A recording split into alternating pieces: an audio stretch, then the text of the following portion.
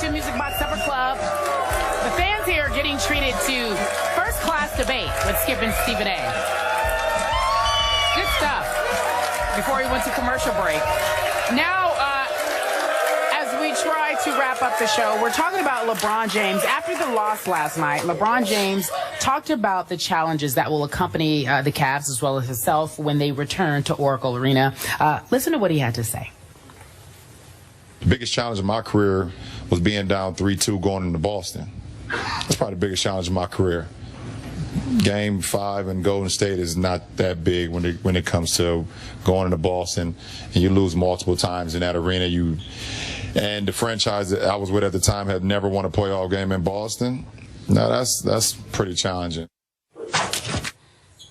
All right, so returning to Oracle, not as challenging as playing in Boston, so says LeBron. Do you agree with him, Stephen A? He's absolutely right.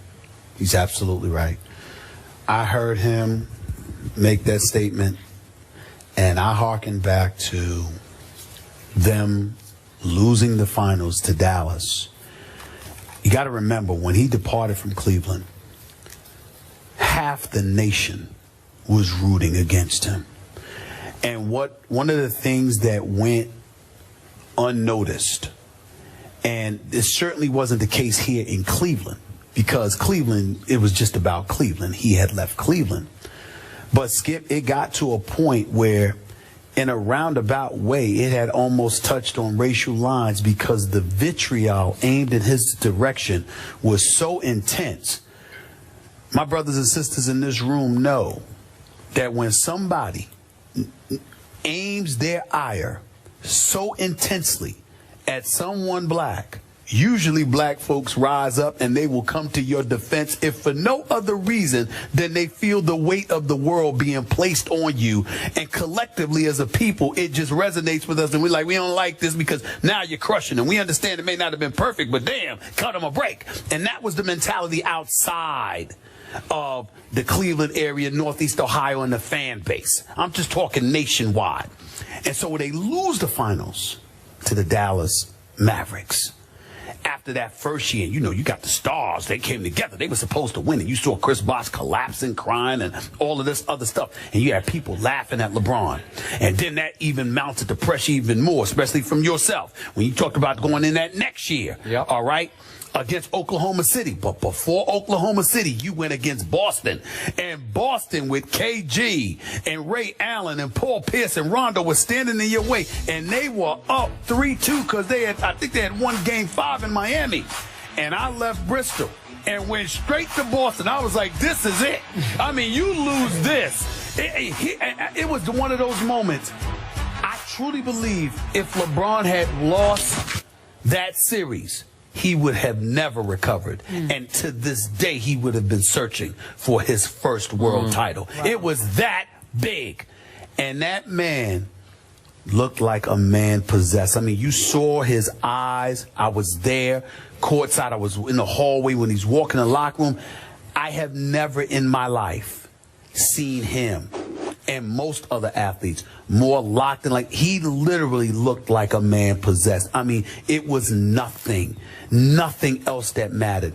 And to show up, he looked scary.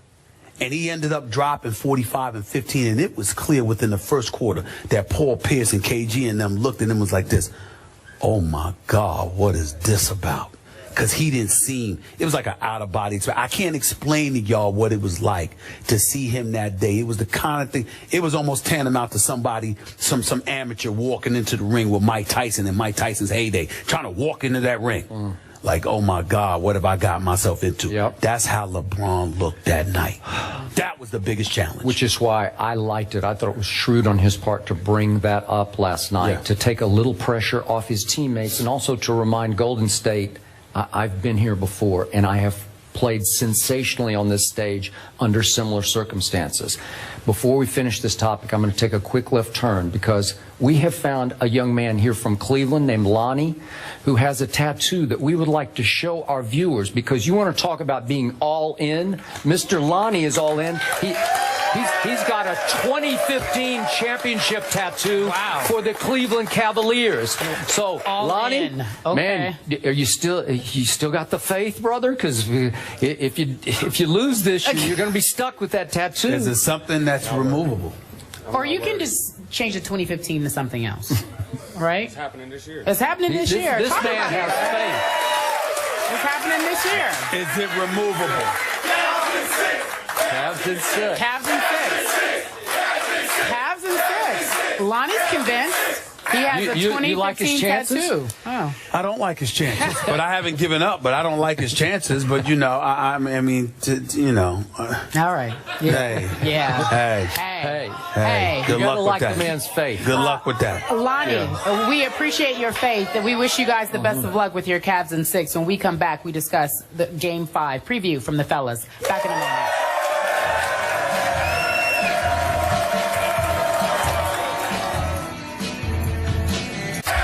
So much so, someone decided to tattoo their ankle. 2015 NBA champion Cleveland Cavaliers. Game 5 on Sunday. We asked you at home on the Twitter to weigh in on who you thought would win Game 5. The results are in. You at home thought that it would be the Warriors, 53%, Cavs, 47%. I will ask the gentlemen their final thoughts. Game 5. Skip Bayless, you first. I still feel good about my pre-series pick of Golden State in 7. So I've got Golden State winning Game 5. I've got your Cavs winning Game 6, and we're going to have an all-time great Game 7 back at Golden State. I hope I'm wrong, but I got Golden State winning Game 5 as well. I just think it's one of those situations where Cleveland's going to be stuck in the quandary of deciding whether they want to push the envelope or preserve themselves for Game 6. And I think if Cleveland's going to win this series, it's probably going to be in Game 7 as opposed to Game 6. So I'm going with Golden State in Game 5. All right, ladies and gentlemen, we are done, but we'll be back here Tuesday. Will you guys be here? Will. Thank You will? Thank you. Hopefully you will be too if you're in the Cleveland area. Or if not, drive up, come see us. Otherwise, Monday, we're in the Bay. We're looking forward to handling our town business. Join us on ESPN 2, 10 a.m., Monday through Friday. Have a good one, everyone. She is Alejandra Bonet from Cincinnati. About 4 hours away. Yes. You have a question. Who would you like to give your question to? Skip or Stephen A? Okay, Skip then.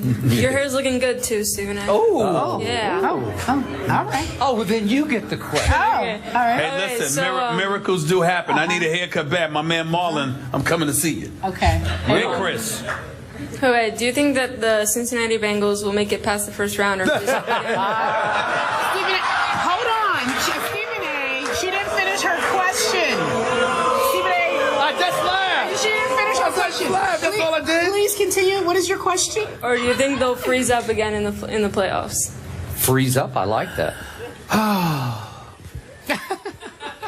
They're the Cincinnati Bengals. Of course they will. Okay. Freeze up. I am a person, I've been on the record, particularly as it pertains to the plight of some of these African-American coaches. You have.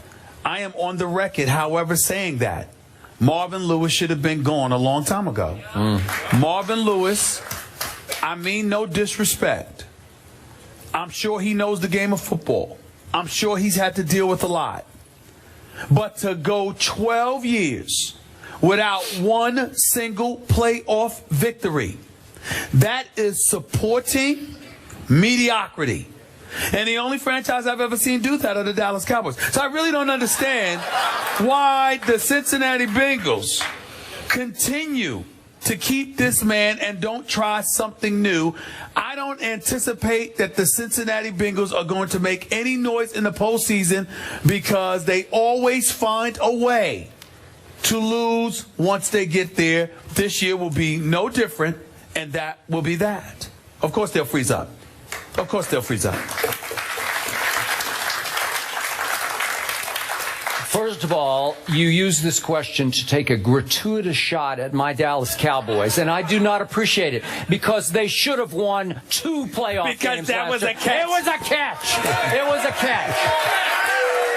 Thank you.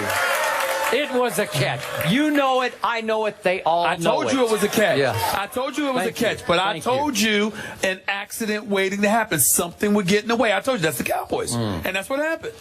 So back to the question. Yes. And I do appreciate your stance on Marvin Lewis. I'm with you on that. I have a feeling with you're a Steelers fan, they're on the rise. I think they're going to be a factor this year. I know you guys hanging with your Brownies. I get it. The defense is playoff worthy, not sure about the offense. But this might be the year that Cincinnati doesn't even make the playoffs. I just have a feeling.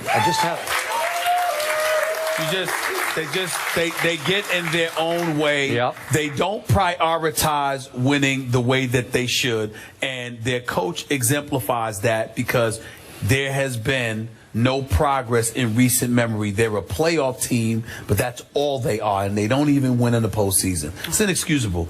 Alejandro, thank you for your question. Yeah, thank you. We are done with Carrie's Court, but when we come back, we're talking about Game 4, LeBron James' performance. We're handing out grades, letter grades, A through F. What do you think? Stick around. First Take just getting started. We'll be right back in just a few moments.